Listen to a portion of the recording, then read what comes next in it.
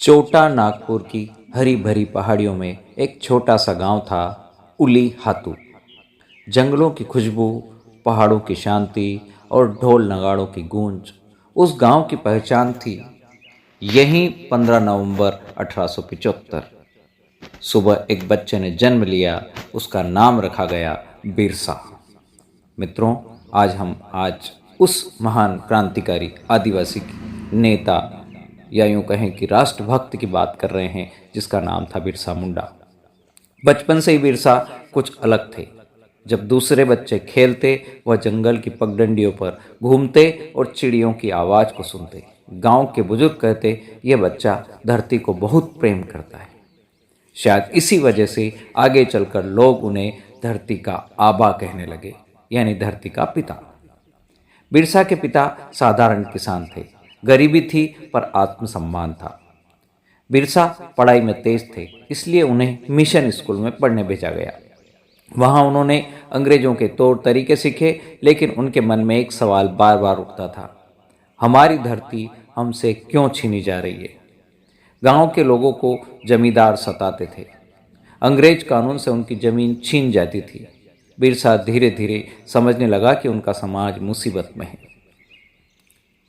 गांव के बुजुर्ग बिरसा के पास आए और उन्होंने कहा कि अब कोई तो होगा जो हमारी आवाज़ उठाएगा। बिरसा ने उसी दिन तय कर लिया कि वह अपने लोगों के लिए लड़ेगा।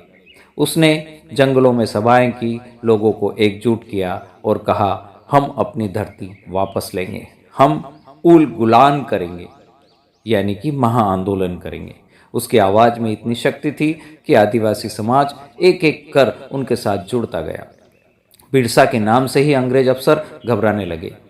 1899 की एक रात 1899 पहाड़ों पर ढोल बजा और उल गुलान शुरू हो चुका था। सैकड़ों आदिवासी मसाल लेकर निकल पड़े। उनकी आंखों में आज़ादी की चमक थी और होठों पर सिर्फ एक नाम था, बिरसा बिरसा बिरसा। यह सिर्फ विद्रोह नहीं था, यह उनकी जमीन, उनकी अस्मिता और उनकी संस्कृति को बचाने की लड़ाई थी। अंग्रेजों ने इस आंदोलन को रोकने की बहुत कोशिश की, लेकिन यह आग पूरे क्षेत्र में फैल चुकी थी। आखिरकार अंग्रेज अफसरों ने चाल चली और बिरसा को गिरफ्तार कर लिया। उन्हें रांची जेल में कैद कर दिया गया और एक दुखद दिन आया। वो दिन था 9 जून 1900, 9 जून 1900। सिर्फ 25 साल की उम्र में एक वीर युवा आदिवासी नेतृत्व दुनिया से विदा हो गया। लेकिन कहानी खत्म नहीं होती है। अब उनके अंतिम संस्कार की बात आई तो हजारों आदिवासी रो पड़े, लेकिन गर्व से भरे दिल से बोले, धरती आबा गया नहीं है, वह हमारे हौसलों में जिंदा है। बिरसा की मौत के कुछ सालों बाद ब्रिटिश सरकार को आदिवासियों की जमीन की रक्षा के लिए कानून बनाना पड़ा।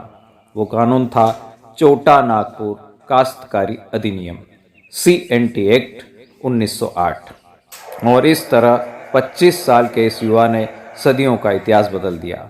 आज भी जब झारखंड की पहाड़ियों पर हवा चलती है तो ऐसा लगता है कि वह कह रही है, धरती आबा अभी भी यहीं है, अपनी धरती की रक्षा करते हुए। विद्यार्थी मित्रों, हम स्मरण करते हैं उनकी यादों को और पूरे गर्व के साथ उन्हें श्रद्धांजलि अर्पित करते हैं और उनकी यादों को हमारे दिलों में बनाए रखते हैं। ओके, जय जिनेंद्र।